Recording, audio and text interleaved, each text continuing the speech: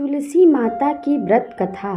नमस्कार दोस्तों, आज हम आपके लिए तुलसी माता की कहानी लेकर आए हैं। इस कहानी में आप सुनेंगे कि छल कपट या फिर अपनी शक्ति का दुरुपयोग करने वाले मनुष्य का विनाश कैसे होता है। कहानी पसंद आए तो चैनल को सब्सक्राइब करके बेल आइकन को प्रेस कर दीजिए ताकि मेरी आने वाली सभी वीडियो सबसे पहले आपके पास पहुँचे। तो चलिए कहानी को शुरू करते हैं। प्राचीन काल में एक लड़की का जन्म राक्षस कुल में हुआ जिसका नाम वृंदा था। राक्षस परिवार में पैदा होने के बाद भी वृंदा भगवान विष्णु की पूजा करती थी। जब वृंदा बड़ी हुई तो उसकी शादी जालंधर नाम दैत्य से हो गई। जालंधर काफी शक्तिशाली राक्षस था जिसका जन्म भगवान शिव के तेज के कारण समुद्र से हुआ था। बलवान होने के कारण जालंधर को दैत्यों का राजा बनाया गया। वृंदा से शादी करने के बाद जालंधर की शक्ति और पराक्रम बढ़ता ही गया। उसे किसी भी तरह से हराना मुश्किल था। जालंधर के बढ़ते अहंकार व ताकत से सभी देवता परेशान थे। जालंधर की बढ़ती ताकत के पीछे उसकी पत्नी वृंदा। धीरे धीरे जालंधर अपनी शक्ति और अहंकार में चूर होकर स्वर्ग की देवियों पर काबू पाने की कोशिश करने लगा। इसी दौरान एक बार उसने माता लक्ष्मी को पाने का प्रयास किया, परंतु समुद्र से जन्म लेने के कारण माता लक्ष्मी ने उसे अपना भाई बना लिया। फिर उसकी नज़र माता पार्वती पर गई और उन्हें पाने के लिए जालंधर ने माया जाल बनाया। अपने माया जाल से जालंधर ने शिव का रूप धारण किया और माता पार्वती के करीब जाने की कोशिश करने लगा। उसी वक्त माँ पार्वती ने उसे पहचान लिया। जब जालंधर कुछ समझ पाता वो अदृश्य हो गई। जालंधर के इस दुर्व्यवहार से माता पार्वती जी को काफ़ी गुस्सा आया और इस पूरी घटना के बारे में उन्होंने भगवान विष्णु को बताया। इधर जालंधर भगवान शिव से पार्वती जी को पाने के लिए कैलाश पर युद्ध कर रहा था। तभी भगवान विष्णु ने जालंधर को सबक सिखाने की ठानी।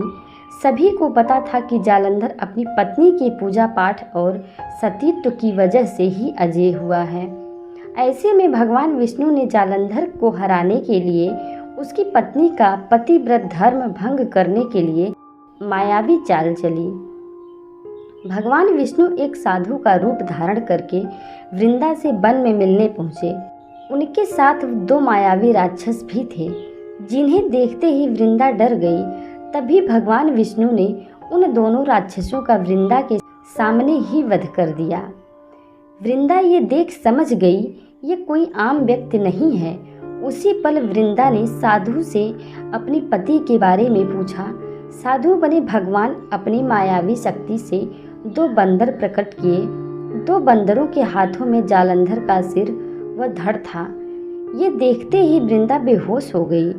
कुछ समय बाद होश में आने पर वो साधु से अपने पति को दोबारा जिंदा कराने की प्रार्थना करने लगी। वृंदा की विनती सुन उसके आंखों के सामने साधु ने अपनी माया से जालंधर के कटे हुए शरीर के हिस्सों को जोड़ दिया और स्वयं उस शरीर में समा गए। वृंदा को जरा सा भी अंदाजा नहीं था कि उसके साथ ऐसा छल किया गया है। जालंधर का रूप धारण किए विष्णु जी को वृंदा अपना पति समझकर रहने लगी। वृंदा के ऐसा करने से उसका सतीत्व भंग हो गया, जिसके बाद जालंधर कैलाश पर्वत में युद्ध हार गया। जब वृंदा को यह सच पता चला तो उसने गुस्से में भगवान विष्णु को पत्थर बनने का श्राप दे दिया। इस घटना के बाद वृंदा स्वयं सती हो गई।